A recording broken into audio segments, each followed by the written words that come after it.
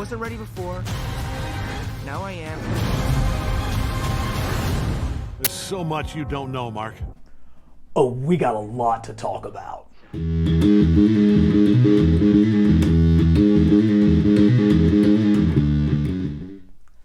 Hey y'all, and welcome back to Carbon Scoring, your home for action figures and comic history. And today for indie comics and animated cartoons, because today we're talking about Invincible. The final episode of the first season just dropped on Amazon Prime, and it was literally earth-shattering. If you're a longtime fan of the book, or you just discovered the character from the show, you're gonna love this video. And hey, if you do, hit like and subscribe to Carbon Scoring. We're working hard to bring you the best content possible, so come along for the ride. Also, I've included links to the displays and stands that you see used in our videos, so click on those because they help the channel as well. A few years ago, just like many of you, I found myself grumbling around my local comic shop, complaining about the lack of good books being published. That was when my buddy John from behind the counter said, "Dude, are you reading Invincible?"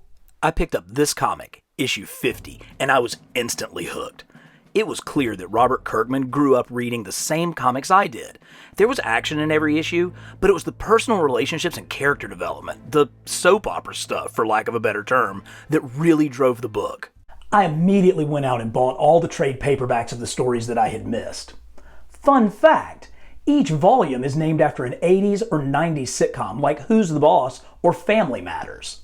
But this is comics. It's a visual storytelling medium. And Kirkman found the perfect partners in co-creator Cory Walker and primary series artist Ryan Ottley. We're talking about a Stan Lee, Steve Ditko level marrying of writing and art style, one that complements the other perfectly. The volume of characters and ideas coming out of this book were phenomenal. Within the first few issues, Kirkman and Walker had established not one, but two complete superhero teams, with the Teen Team and the Guardians of the Galaxy. And in talking about art, I've got to tell you a story that changed how I thought about collecting comics forever. I'm at my local comic shop and I'm hanging out with Richard, the owner. I ask him, "Hey Richard, as the owner of a comic book store, what's the most valuable comic that you have?" His answer blew my mind. He said, I don't really collect comics because even a rare comic has thousands of copies. I collect original art because with that, there's only one of one."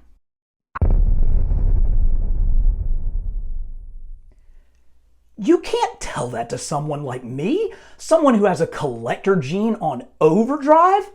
From that moment on, I slowly started picking up original art, but I wasn't doing it solely as an investment. I tried to focus on books and characters that I truly loved and wanted to support, and Invincible was high on that list. Original art's pretty pricey, but a good way to get started is to get a commission from an artist at a Comic-Con. Todd Nauck had just finished a run on Invincible Universe, so I got him to do this sketch back in 2013. I'm lucky enough to get to go to Heroes Con in Charlotte every year, and they always have a great guest list. First up is a sketch from Invincible's co-creator Cory Walker. The next year, I met Ryan Ottley, and not only did he do this amazing head sketch for me, I gave him a blank covered issue of Invincible, one designed for sketches, and told him to draw whatever he wanted. This general thrag was well worth it. But the real deal are published pages, those one-of-ones Richard told me about. Here's the scene where Mark tells Amber he's invincible, and I thought this was a pretty cool shot of Invincible flying. Here are a couple of pages from later in the series. I really love that shot of Eve changing into costume. The Invincible War was a high point in the book, where Mark had to fight versions of himself from across the multiverse. It was an epic battle, highlighted by this double-page spread, which I was lucky enough to get the original art for. But I have two more pieces that are the pride and joy of my Invincible art collection. This is the cover to the 10th trade, with Cecil, Debbie, and Eve, along with a ravaged Mark having just battled the Reanimen. And finally, the cover to the 9th trade, with a great shot of Invincible, surrounded by Alan and Anissa.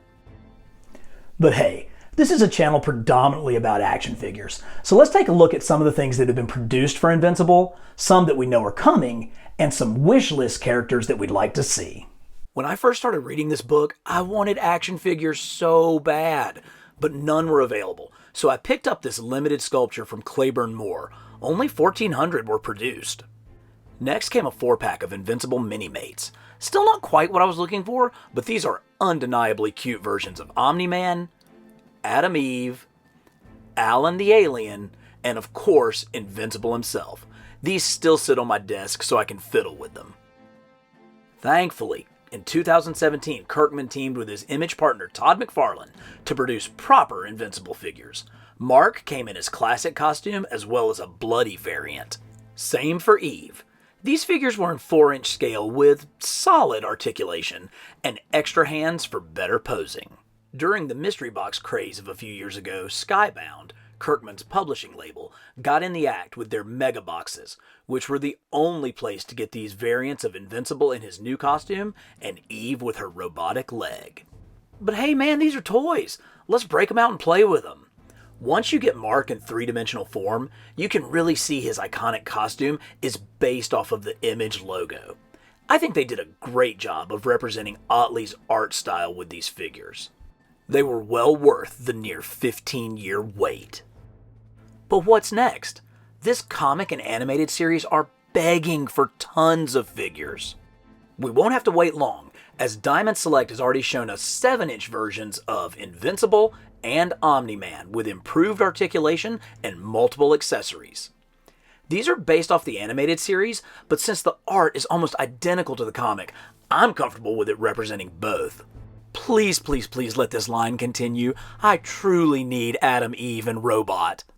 All 4 of these as well, but who I really want is Titan, Alan, and Battle Beast. With seasons 2 and 3 already confirmed, let's hope we keep getting Invincible action figures for years to come.